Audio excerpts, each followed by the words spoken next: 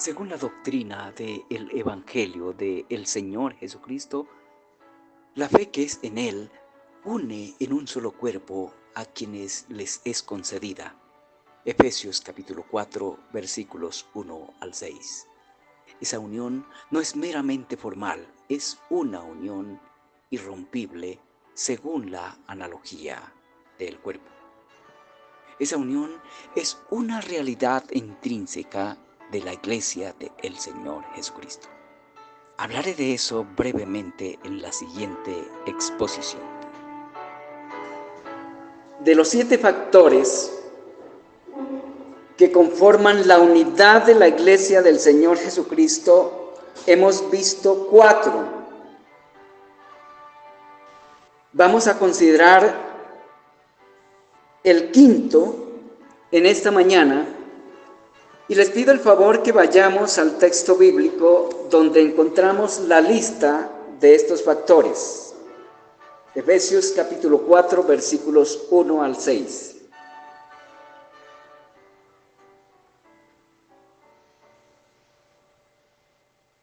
Dice allí la Escritura: Yo, pues, preso en el Señor, os ruego que andéis como es digno de la vocación con que fuisteis llamados, con toda humildad y mansedumbre, soportándoos con paciencia los unos a los otros en amor, solícitos en guardar la unidad del Espíritu en el vínculo de la paz, un cuerpo, un espíritu, como fuisteis también llamados en una misma esperanza de vuestra vocación, un Señor, una fe, un bautismo, un Dios y Padre de todos, el cual es sobre todos y por todos y en todos.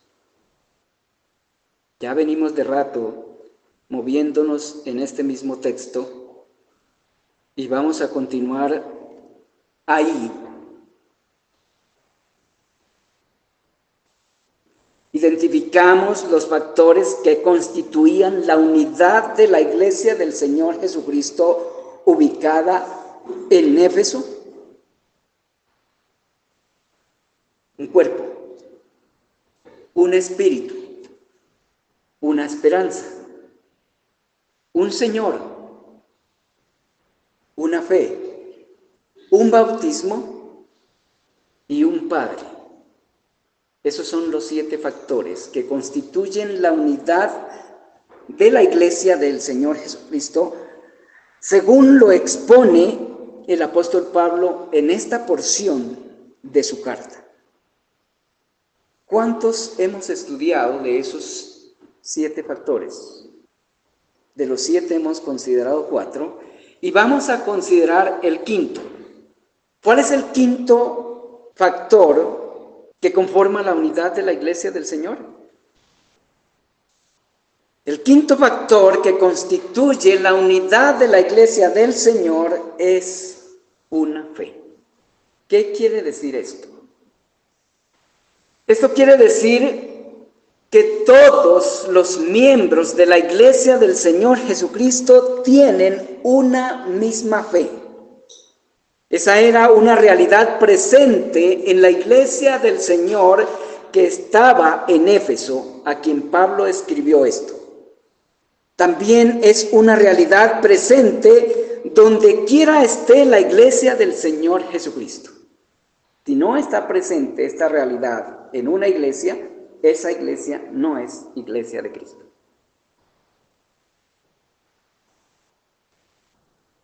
Pero esa no es una realidad presente en toda iglesia denominada Iglesia de Cristo. Por eso necesitamos estudiarlo para saber si está presente en nosotros, porque también nos denominamos Iglesia de Cristo. No debemos pasar por alto que la referencia a esta fe como factor de unidad de la Iglesia del Señor está escrita en el contexto de un ruego. Y esto para hacernos reflexionar, que esté escrita en el contexto de un ruego quiere decir que aunque es una realidad presente en la iglesia del Señor, esa fe puede ser descuidada, falsificada y sustituida. De hecho, en Éfeso, algunos ya estaban proponiendo otras formas de fe en el Señor Jesucristo. Por esa razón, el apóstol deja ver que para poder conservar la unidad del Espíritu, la iglesia de Éfeso debía permanecer en esa fe que le había sido dada. Era responsabilidad de los miembros de la iglesia que estaba en Éfeso asegurarse de permanecer en ella para poder guardar la unidad del Espíritu en el vínculo de la paz. Los miembros que tenían esa fe debían mantenerse en ella, plantarla y cultivarla en las nuevas generaciones de miembros. Si no lo hacían, la iglesia podría desaparecer en la siguiente generación de sus miembros. Esa misma responsabilidad dada a la iglesia de Éfeso es dada a toda iglesia, o es dada a la iglesia del Señor donde quiera esté presente. Pero nosotros aquí, primero tenemos que asegurarnos que la fe que caracterizaba la iglesia del Señor que estaba en Éfeso sea la misma que caracteriza nuestra iglesia, porque si no es la misma, nuestra iglesia no es iglesia de Cristo, sino una iglesia farsante, que se hace pasar por iglesia de Cristo, no siendo iglesia de Cristo. La iglesia en Éfeso tenía la certeza que la fe que tenía, la fe que profesaba, era la verdadera fe en el Señor Jesucristo, porque se lo garantizaba un apóstol. Pero nosotros tenemos que revisar si la fe de nuestra iglesia, de cada uno de nuestros miembros, está fundada en la doctrina de los apóstoles. La iglesia hoy debe saber que aún estando presentes los apóstoles, la iglesia comenzó a ser atacada con diferentes propuestas de fe en el Señor Jesucristo. Aún estando presentes los apóstoles, ya habían surgido ministros, más bien pseudo-ministros, con diferentes propuestas de fe en el Señor Jesucristo, que no correspondían a la verdad. Por las Escrituras del Nuevo Testamento se puede ver que los apóstoles y pastores de la iglesia del primer siglo tuvieron que librar grandes y feroces batallas para mantener a la iglesia en la auténtica fe. Judas, el hermano del Señor, hace referencia a esos ataques contra la auténtica fe en el mismo primer siglo, cuando todavía algunos de los apóstoles estaban presentes. En el versículo 3 de su carta lo escribió de la siguiente manera: Amados, por la gran solicitud que tenía de escribiros acerca de nuestra común salvación, me ha sido necesario escribiros exhortándoos que contendáis ardientemente por la fe que ha sido una vez dada a los santos. A lo que quiero llamar la atención es a lo siguiente, queridos hermanos y hermanas.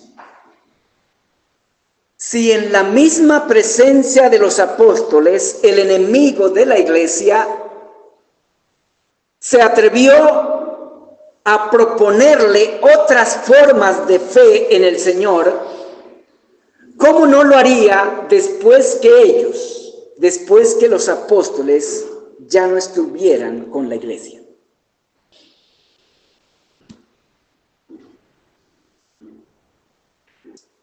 Lamentablemente, algunas semillas de esas formas de fe en el Señor Jesucristo, diferentes a la auténtica fe en Él, lamentablemente fueron plantadas dentro de la iglesia, crecieron y aún siguen afectando la salud de la iglesia hasta la actualidad. Además de eso, otras nuevas formas de fe en el Señor han seguido surgiendo, mucho más en estos últimos siglos y mucho más en este siglo XXI. Todos sabemos que hoy hay cristianismo para todos los gustos. Hay cristianismo a la carta. Nuevas formas de fe en el Señor Jesucristo. ¿Y cuál ha sido el resultado de todas esas formas de fe en el Señor Jesucristo, diferentes a la fe una vez dada a los santos? ¿Cuál ha sido el resultado de ello? El resultado ha sido la fragmentación de la iglesia, por lo menos institucionalmente. Pero el resultado más preocupante es que la fe, que no es la fe auténtica, además de dividir a la iglesia, engaña a quienes la poseen. ¿Y qué sucede cuando la fe es falsa? Cuando la fe es falsa, la esperanza de la misma también es falsa.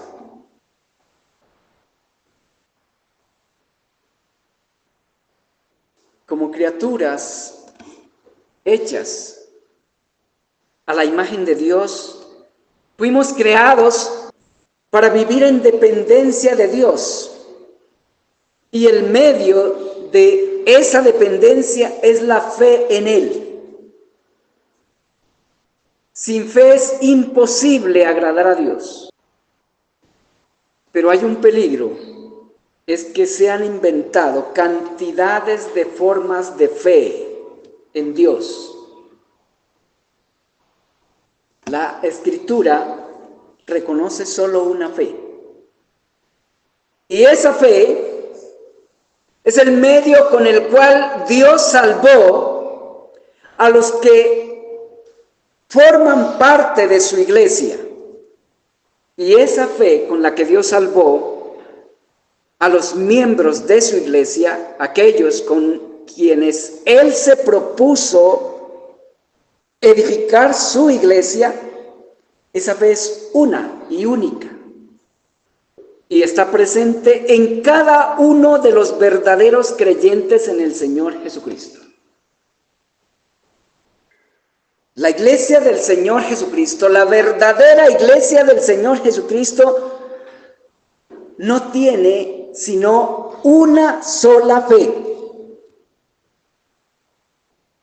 Cada miembro de la iglesia del Señor debe saber que aunque han surgido muchas formas de fe en el Señor, únicamente hay una verdadera. Y por eso tenemos que ser muy cuidadosos y diligentes en examinar nuestra fe, porque ¿quién nos garantiza que la fe que hemos acogido es la verdadera? ¿Cómo podemos saberlo? escudriñando las Escrituras, escudriñando lo que la Escritura dice en cuanto a la naturaleza, carácter y propósito de la verdadera fe en el Señor Jesucristo. Es la única manera de poder asegurarnos si la fe que tenemos es la auténtica o es una fe falsa.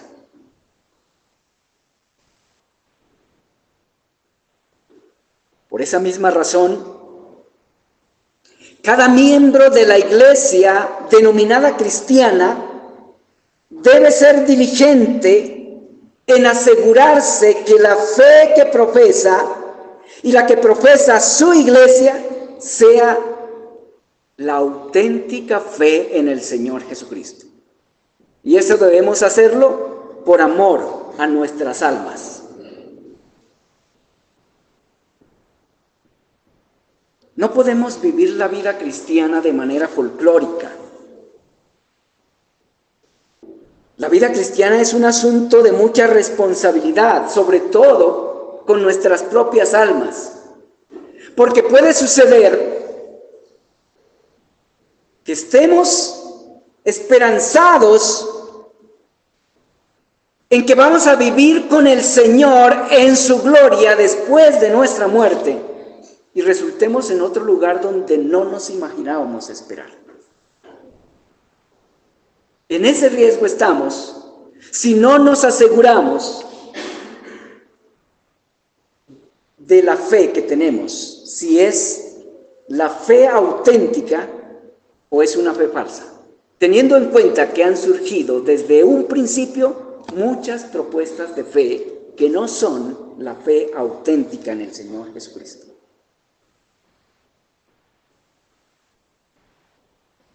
Déjenme decirles, queridos hermanos y hermanas, y por favor escúchenme bien. La fe mencionada por el apóstol Pablo como factor unificante de la iglesia del Señor no es el sentimiento de confianza de que las cosas van a salir como se espera que salgan por el solo hecho de desear que así ocurran. Esa no es la fe auténtica.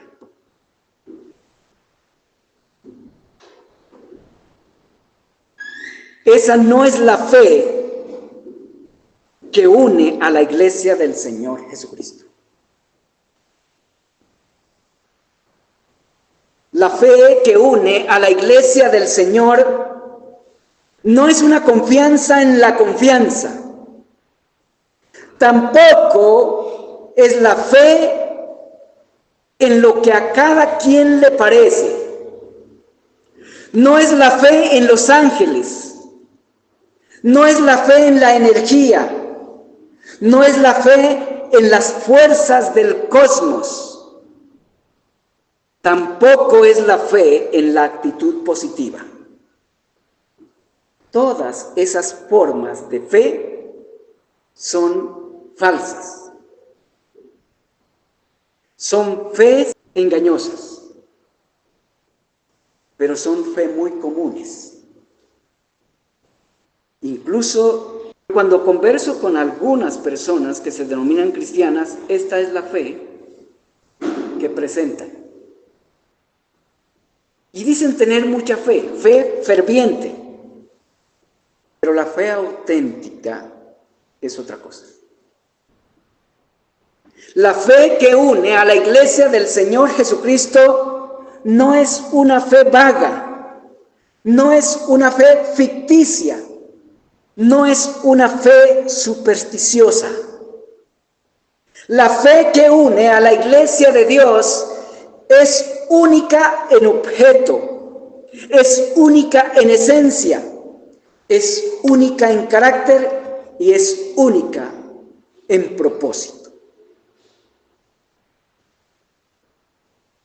Deseo mostrarles estas cosas, hermanos y hermanas, una a una, aunque sea de manera breve. Y les ruego que me presten mucha atención. Comenzaré por el objeto, teniendo en cuenta el contexto donde se menciona este factor unificante de la Iglesia del Señor Jesucristo. ¿Cuál es el factor que estamos considerando? El factor que menciona el apóstol Pablo como elemento de unidad de la Iglesia del Señor Jesucristo. La fe. El objeto de la fe de los hermanos de la iglesia de Éfeso era uno muy específico y consistente.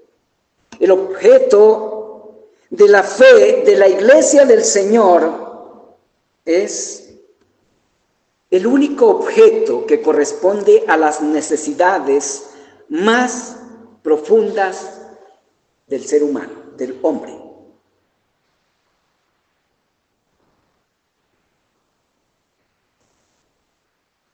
El objeto de la fe que une a los miembros de la Iglesia de Dios es el Señor Jesucristo y su obra redentora. Más ampliamente, el objeto de la fe que unía a los miembros de la Iglesia del Señor Jesucristo que estaba en Éfeso es la verdad en cuanto al ser del Señor Jesucristo y la verdad en cuanto a su redención, a su obra redentora. Y esa obra envuelve realidades legales y realidades vivenciales, realidades que tienen que ver con la relación de Dios con los hombres o viceversa, porque de eso trata la fe, de nuestra relación con Dios. La fe que tenemos nos ha puesto en verdadera relación con Dios, nos mantiene en verdadera relación con Dios.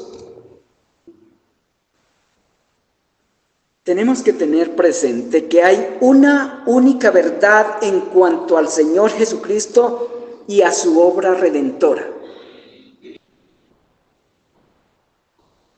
Esa verdad era el objeto de la fe de los miembros de la iglesia del Señor que estaba en Éfeso, y esa misma verdad, esa única verdad y la confianza en ella es el quinto factor que une a los miembros de la iglesia del Señor Jesucristo donde quiera esté presente. Donde quiera esté presente la iglesia del Señor Jesucristo debe estar fundamentada en esa verdad y en la confianza que corresponde a esa verdad, no en otra. De igual manera, la confianza que cada uno de los miembros de la iglesia en Éfeso tenía era una fe que emanaba de una misma fuente. Y la pregunta siguiente es, ¿cuál es la fuente de la fe que une a la iglesia del Señor Jesucristo? ¿La actitud mental positiva? ¿Mi sentido común? ¿Mi percepción común de la existencia real de Dios? ¿Es suficiente nuestra percepción o aceptación común de la existencia de Dios para tener una comunión verdadera con Dios? ¿Qué opinan? Mucha gente no niega a Dios, ¿verdad? Acepta la existencia de Dios, dice que cree en Dios y tienen una fe sincera en Dios. Pero ¿cuál es la fuente de esa fe?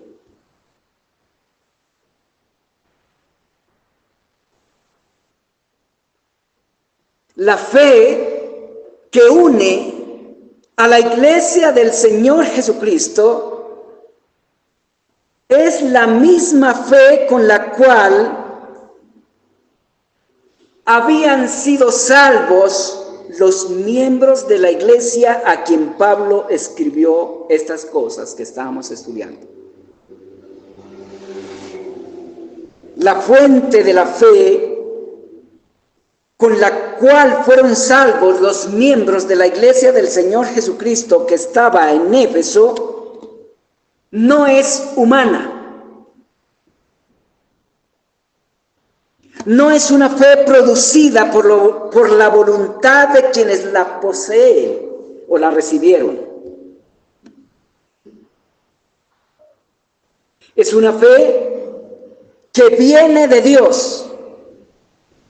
Es una fe que no puede ser producida por un acto de voluntad del ser humano, de ningún ser humano. Es producida en la voluntad del ser humano, pero no es producida por él. Es un don de Dios. Leamos el texto que hace referencia a esto. Efesios capítulo 2, versículo 8. Porque por gracia sois salvos por medio de la fe, y esto no de vosotros, pues es don de Dios.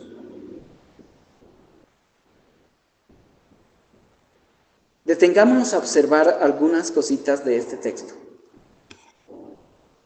Este versículo dice, ustedes lo deben confirmar ahí, con su Biblia. Este versículo dice que la fe es el medio por el cual Dios obró la salvación de las personas a quienes el apóstol Pablo escribió su carta. ¿Estamos de acuerdo? Observando el versículo a la luz de su contexto, ya ustedes saben qué es el contexto de un texto. Observando el versículo a la luz de su contexto, la salvación mencionada ahí no es la salvación de la condenación eterna, que es casi siempre la que tenemos en mente cuando hablamos de salvación. La salvación mencionada ahí es la salvación del estado de muerte en el que estaban, según lo escrito en los versículos anteriores del capítulo 2 de la carta. Capítulo 2, desde el versículo 1 al 3. Es a esa salvación a la que se refiere el versículo 8.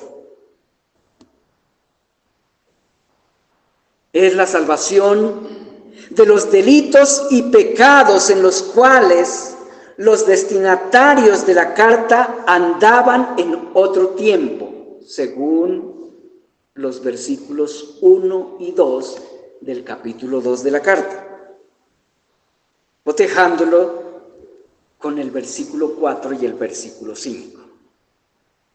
Esa salvación fue realizada por gracia mediante la fe en el Señor Jesucristo. La salvación de las personas a quienes Pablo escribió y la fe mediante la cual fue realizada no fue de ellos, fue don de Dios concedido por gracia, sin mérito alguno de parte de Pablo y de sus destinatarios.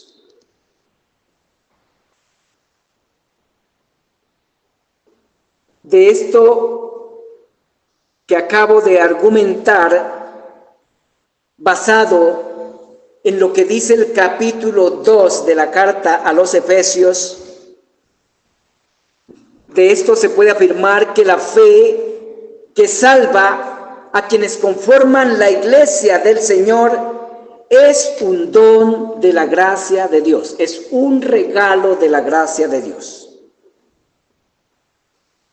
Podemos concluir que Dios mismo es la fuente de esa fe.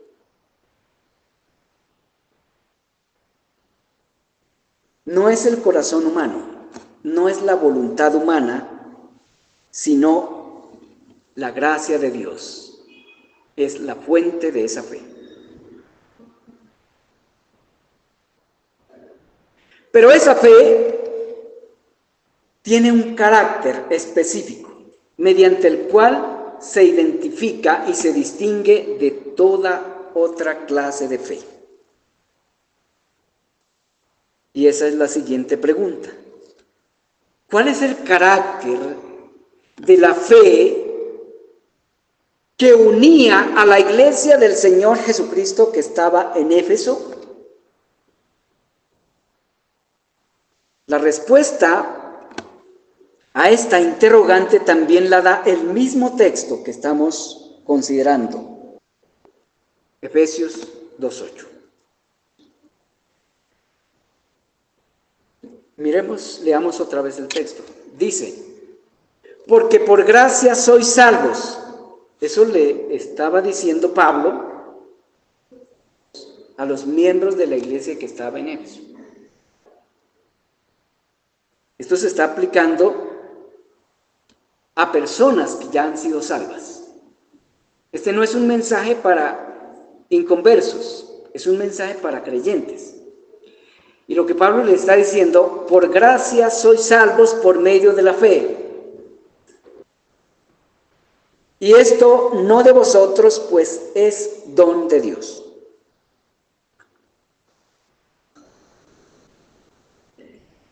Usamos este versículo para identificar la fuente de la fe que une a la iglesia del Señor, que es la misma fe que Dios usa para salvar. Pero ahora vamos a considerar el texto para identificar no la fuente, sino el carácter de la fe que salva y une a la iglesia del Señor. A la luz de lo que dice este texto y su contexto, la fe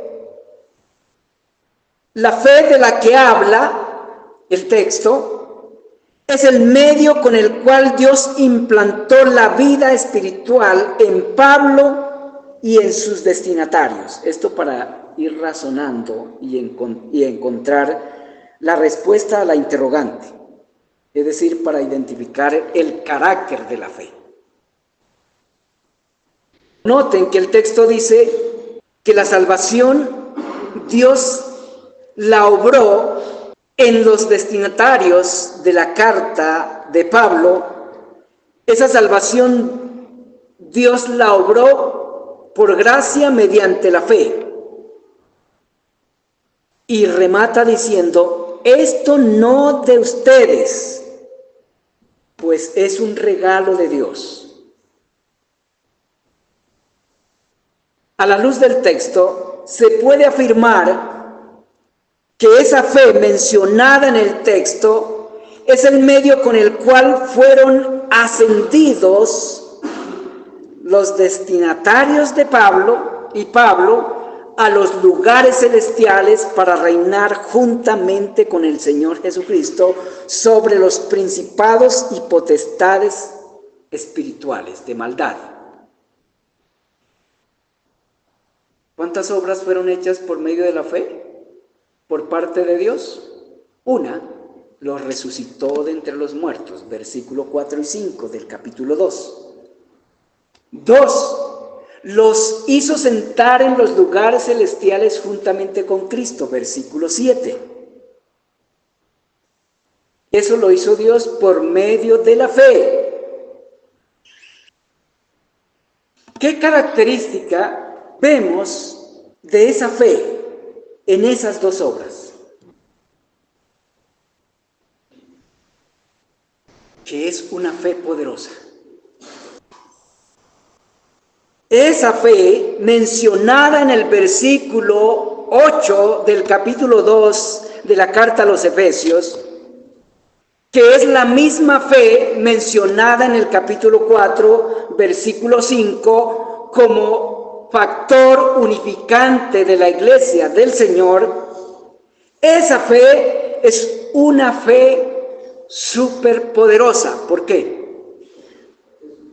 Porque los resucitó de entre los muertos, porque los libró de sus tendencias pecaminosas y porque los levantó, los subió en rango de autoridad. Les dio un rango de autoridad superior al que tenían. Antes estaban bajo la influencia del príncipe de la potestad del aire. Ahora están sobre ese príncipe. ¿Cuál fue el medio que Dios usó para hacer eso? La fe. Es evidente que esa fe es el poder de Dios que produce la vida espiritual y da autoridad espiritual sobre las fuerzas espirituales de maldad. Es evidente que esa fe no es solo un asentimiento o una aceptación de algo. No es una confianza pasiva, es una confianza que tiene poder. Un poder que capacita a quienes la reciben para resistir y sobreponerse a la influencia del príncipe de la potestad del aire. ¿Quién es ese príncipe? Satanás. Esa fe es un poder, el poder de Dios que capacita a quienes la reciben para librarse del poder de los deseos y pensamientos engañosos de la carne.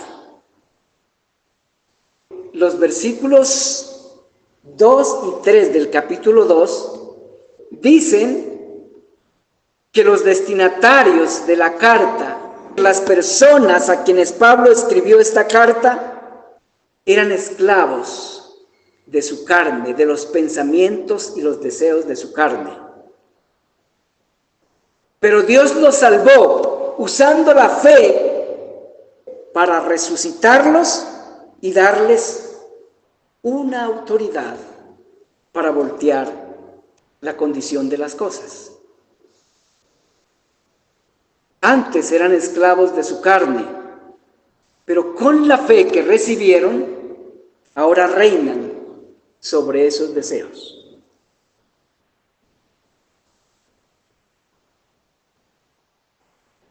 La fe que une a la iglesia da a sus miembros la capacidad de vencer el poder divisor del egoísmo.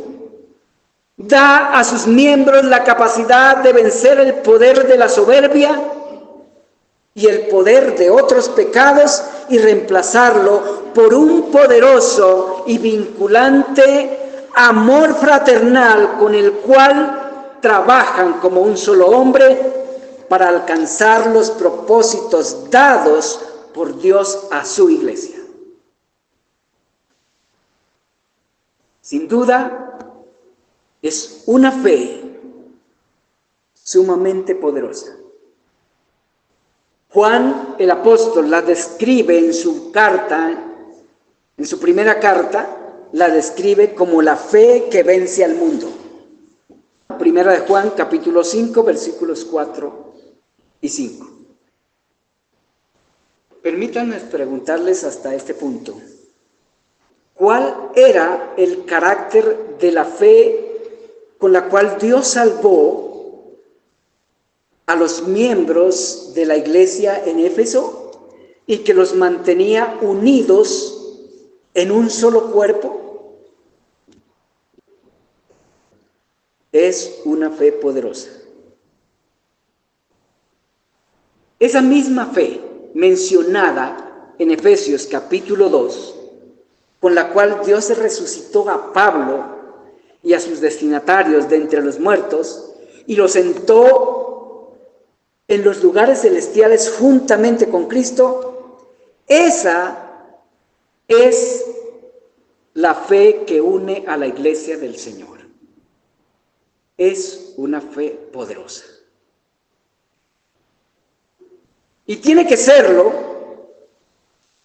tiene que ser una fe poderosa para haber sido capaz de unir en una sola congregación a personas con diferencias tan marcadas como las que había entre judíos y gentiles.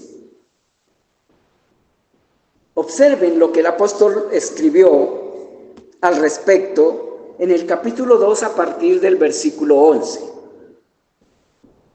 Aquí está hablando de un milagro hecho por Dios.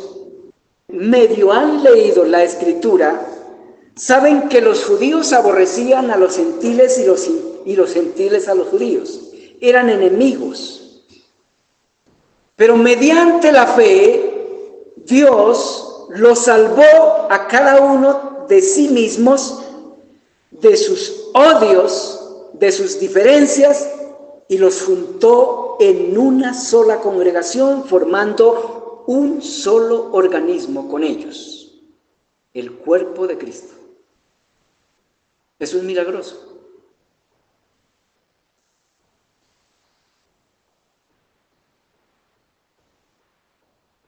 Se puede afirmar hasta aquí de lo que hemos considerado del carácter de la fe a la luz de los textos que hemos observado. Se puede afirmar que la fe que une a la iglesia del Señor Jesucristo, aunque es una fe sencilla, es también una fe sumamente poderosa, capaz de soportar adversidades, vencer huestes de maldades comunales en obediencia al Evangelio del Señor Jesucristo. Esa podría ser la síntesis de este punto. La fe que une a la iglesia del Señor Jesucristo es una fe sencilla pero sumamente poderosa, capaz de soportar adversidades, vencer huestes de maldades comunales en obediencia al Evangelio del Señor Jesucristo. Pero la fe que une a la iglesia del Señor Jesucristo no es únicamente poderosa, tiene otras características. Permítame mencionarlas. Segunda característica, la fe que salva y une a los salvos es una fe llena de amor. Este carácter de la fe es también sumamente importante. Se imaginan a una fe poderosa, pero carente de amor.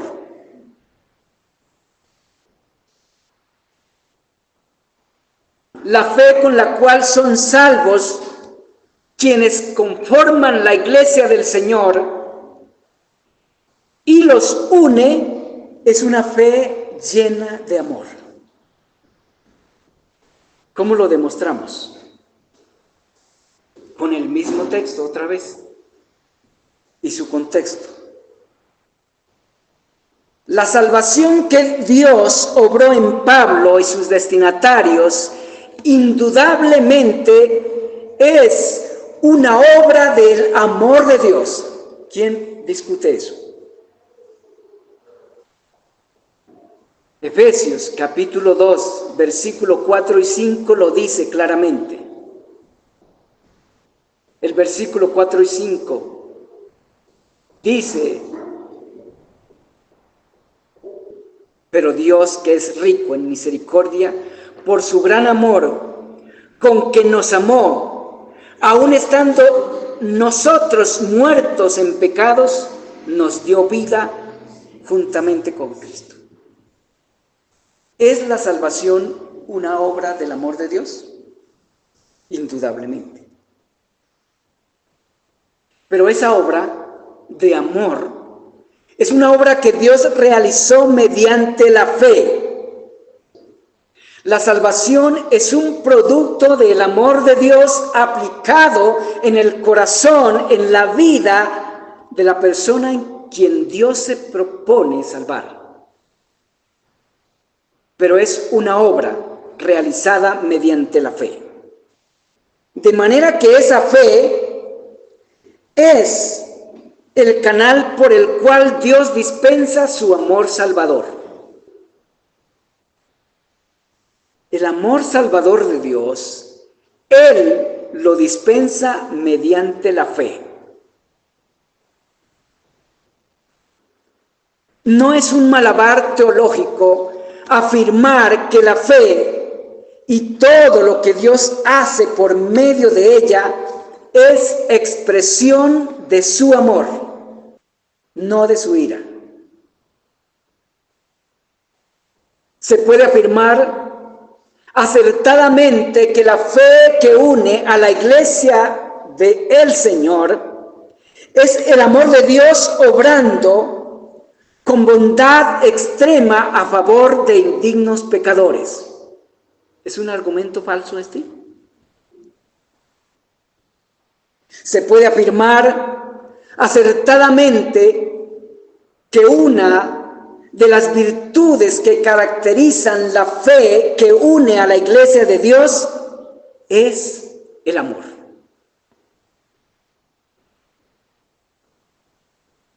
Y es un amor sumamente generoso. Y esta es la tercera característica de la fe. A la luz de lo que vamos comprendiendo del texto, también se puede afirmar que la fe que es producto del amor de Dios obra en ese mismo amor. Pablo lo menciona en Gálatas capítulo 5, versículo 6. Pero la tercera característica de la fe que salva y une a los que son salvos es que es una fe sumamente benevolente. Esa fe, que es un don de Dios, con el cual salva y une a los que son salvos, es una fe sumamente benevolente, no únicamente por los bienes que trae de parte de Dios a quienes la reciben, también es benevolente porque convierte a quienes la reciben en personas benevolentes. La fe que une a la iglesia del Señor Jesucristo lleva en sí el carácter benevolente de su autor, el Señor Jesucristo. Nadie en toda la historia de la humanidad ha sido tan extremadamente benevolente como el Señor Jesucristo. La Escritura y la historia dan cuenta también que las personas más benevolentes han sido las personas que en verdad creen en el Señor Jesucristo, porque la fe en el Señor Jesucristo elimina el egoísmo. De igual manera, se puede afirmar, a la luz de la historia de la fe, de igual manera se puede afirmar que los países más benevolentes son aquellos cuya mentalidad de sus ciudadanos ha sido formada en los principios y valores de la fe que es en el Señor Jesucristo. Nunca oímos a la China aprobar de su presupuesto grandes cantidades de dinero para ayudar a las necesidades de la gente de otros países, ¿verdad? Yo no lo he escuchado nunca. Probablemente lo hace, pero no lo he escuchado. Pero sí escuchamos a países como Inglaterra y Estados Unidos aprobar en sus presupuestos anuales de cantidades de dinero para ayudar a necesitados de otras partes. Y no solo Estados Unidos como nación, sino que los ciudadanos mismos hacen eso. Y mucho más los creyentes. De los creyentes norteamericanos, Colombia y la iglesia en Colombia ha sido y sigue siendo altamente bendecida. Solo que los colombianos hemos malgastado esos recursos. Hace algunos años, iglesias norteamericanas invirtieron mucho dinero comprando terrenos, edificando capillas para la iglesia en Colombia. Capillas que todavía existen, pero ya no existen con las características que fueron fundadas esas iglesias. Algunos pastores se apropiaron de las propiedades y las convirtieron en sus propios negocios.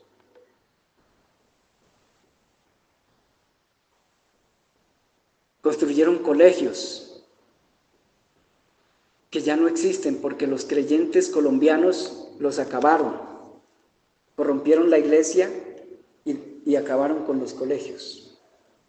Creo que todos o algunos de ustedes oyeron de los colegios americanos, ¿verdad? Que eran colegios famosos por la calidad de su educación. Y creo que ya no existe ninguno en Colombia. Cuando se los entregaron a los colombianos, se acabaron. Mientras fueron administrados por los hermanos norteamericanos, se mantuvieron. Pero llegó un momento en que se los entregaron en las manos de los creyentes colombianos para que los administraran y los acabaron. Los edificios ahora los convirtieron en locales de negocios.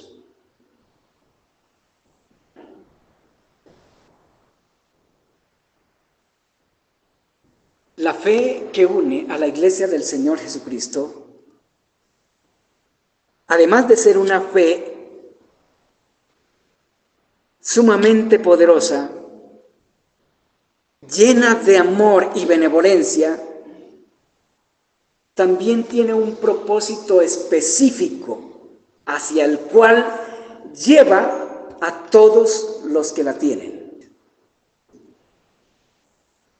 La última pregunta: ¿cuál es el propósito de la fe de la iglesia del Señor Jesucristo?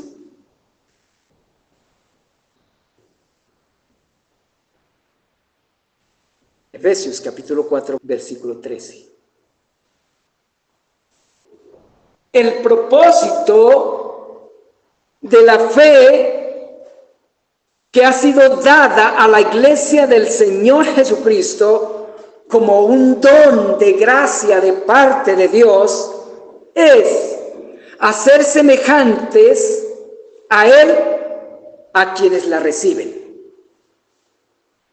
Ese es el propósito de esa fe.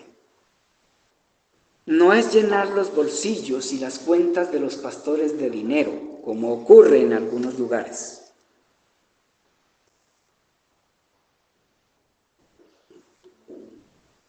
El propósito de la fe que Dios le ha dado a su iglesia como regalo es hacer semejantes a Él, al Señor Jesucristo, a quienes la reciben.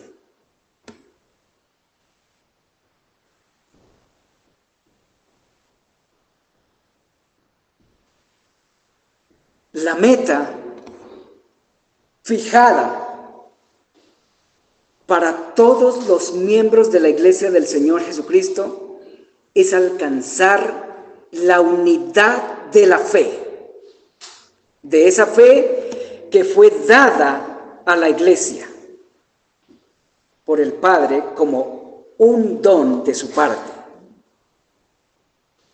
Y esa unidad consiste en alcanzar la medida de la estatura de la plenitud del Hijo de Dios.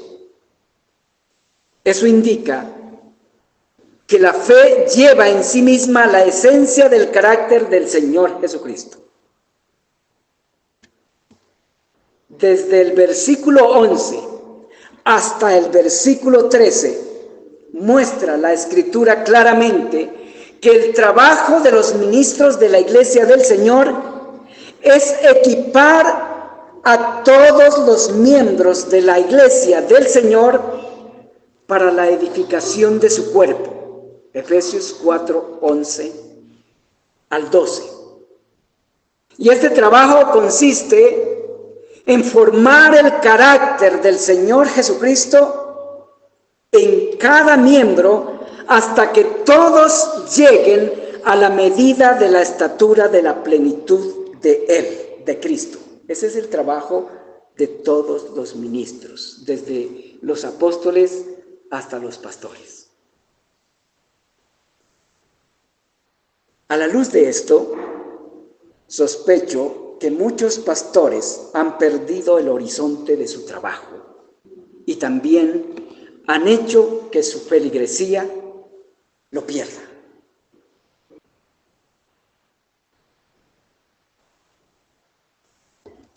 Si la fe que profesamos como iglesia no está haciéndonos semejantes al Señor Jesucristo, es muy probable que nuestra fe sea una fe engañosa.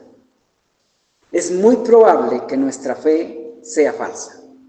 Si la fe que decimos tener en el Señor Jesucristo no está formando al Señor Jesucristo en nuestro ser, esa fe no es auténtica. Tanto la iglesia como las personas cuya fe verdadera es en el Señor Jesucristo, cada vez reflejan más